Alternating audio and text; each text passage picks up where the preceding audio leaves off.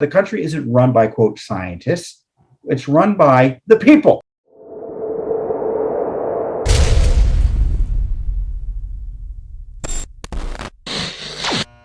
You know, the CDC, as I said, is a political organization.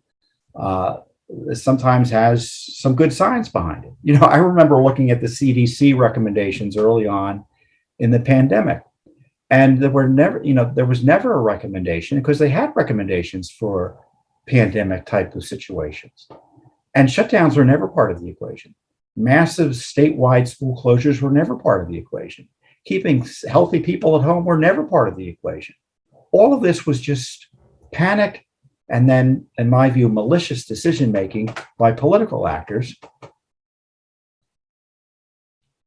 that led to these lockdowns and the damaging school closures and the other things that these non-pharmacological interventions that really had, in my view, made little sense. Now, this story is interesting because I have kind of a little different view than others have. It's the teachers' union's involvement in the CDC recommendations on masking, on school closures, on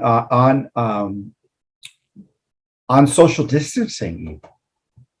And we have new emails through the Freedom of Information Act that show the CDC was giving guidance to the CDC Director on school COVID restrictions. Now, some of these emails have been previously released. You may have read initially a few months ago, back in May.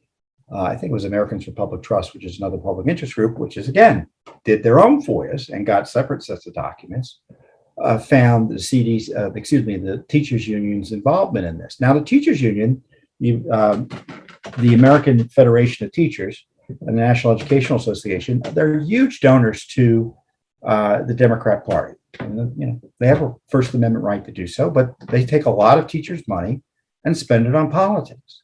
And so, as you might imagine, the Democrats pay attention to these big donors. And of course, you know, the money is only half the battle here if you're a politician running for office. What unions bring to the political table is manpower as well, volunteers, some of whom are paid by the unions to get out the vote and, you know, do a lot of work for favored candidates. So that's why they're given, that's why the party that they've chosen largely to associate themselves with, the Democratic Party, often follows their lead. And as I said, these documents show, in response to our FOIA requests, that, you know, they were pulling the CDC strings on this and talking to the White House on these issues. Now, I believe the CDC should be subject to political control. I believe if a union or any other citizen or citizen group or citizen association or interest, they see that the CDC is going to come up with a policy that is something that is inappropriate given their real world experience, the White House has a moral obligation and constitutional obligation to take the considered opinion of the CDC, but also take into account the concerns of American citizens. The country isn't run by, quote, scientists. It's run by the people, who have a right to express their views on policy and what policy should be through their elected representatives, including the president. So I'm not as outraged by the unions or any other political or advocacy group or citizens, you know, trying to get the best policy they think they can get for whatever reason out of these agencies. But of course, the Biden administration told us that, oh no, we weren't going to operate that way. We were going to follow the science. And what these emails show is that they were following the politics. This was a politically powerful donor to the Democratic cause who was effectively had a seat at the table with the CDC on designing these policies.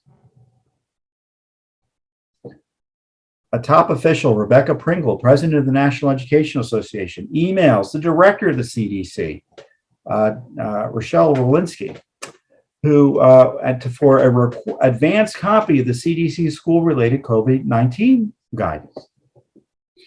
Now, it's not clear if she got it. But this is what she says in the PS of the email.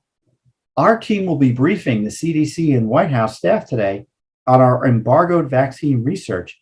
I will be sure you receive the research memo with their findings after they meet today.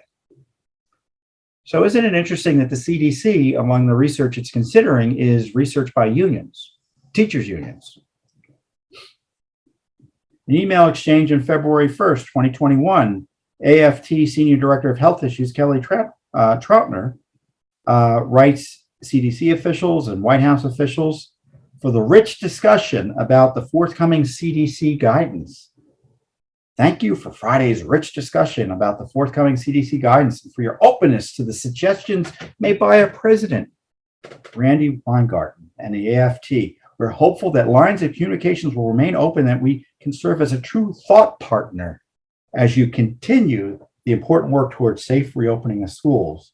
We crafted the language below using a National Institute of Occupational Safety and Health document, as well as language in some of our agreements with school employers. Thank you for considering it.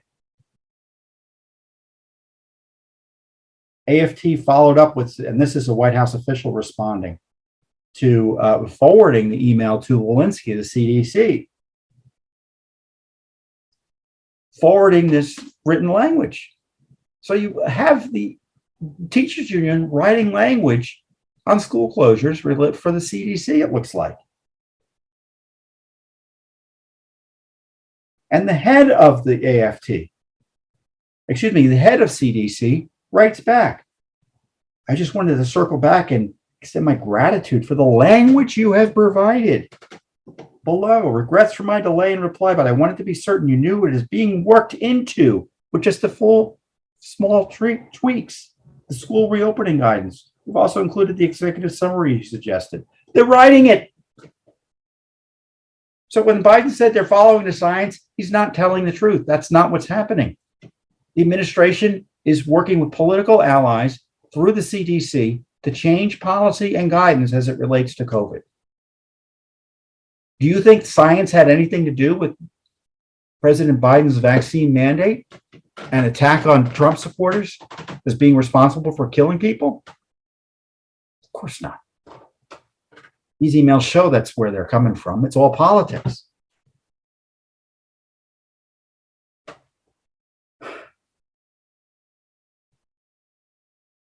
So these emails are incredible. Some of them, as I said, have been released. Others are completely new thanks to Judicial Watch's separate FOIA request. And the CDC is a corrupt organization.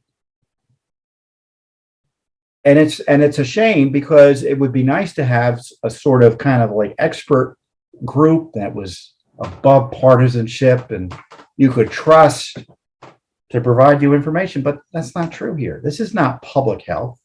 It's political.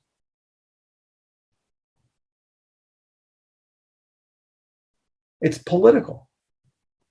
And these emails prove it. And Judicial Watch has, as the young people now say, the receipts. And as I said, what qualifies partisan teachers unions, other than generous contributions to allied politicians, to provide the CDC with public health guidance on reopening schools? The CDC is corrupted by politics and is dishonest when it suggests it is merely following the science.